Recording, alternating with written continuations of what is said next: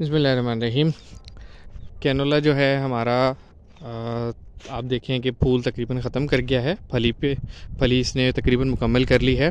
अच्छा, इसका दाना आप देखें कि अभी दाना हरा है इसका, और जो है अभी सख्त नहीं हुआ। अच्छा, अब ये तकरीबन इसकी लास्ट स्टेज है। इस स्टेज पे हमें क्या करना चाहिए?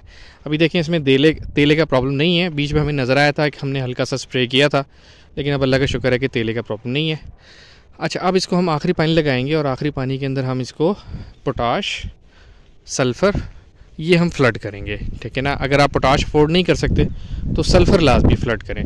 कितनी फ़्लड करनी है? तकरीबन 3 से 4 किलो आपने सल्फ़र वो करनी है, फ्लड करनी है। और जो है ज़्यादा बेहतर तो है कि आप पोटाश और सल्फ़र दोनों कम्बिनेशन में आ रही हैं, ठीक है ना, और अलग अलग भी आ रही हैं, तो वो जो है ना वो उस पर आप लाजमी इसके अंदर फ्लड करें, क्योंकि स्प्रे नहीं हो सकता। आप देखेंगे बहुत ज़्यादा जुड़ा हुआ है, स्प्रे नहीं हो सकता।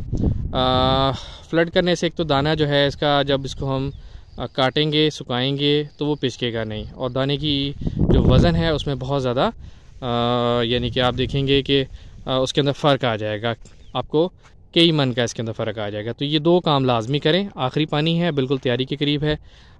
ये जो है ना ज़रूरी तौर पे पानी के साथ इसको ऐड करें। वीडियो देखने का बहुत शुक्रिया।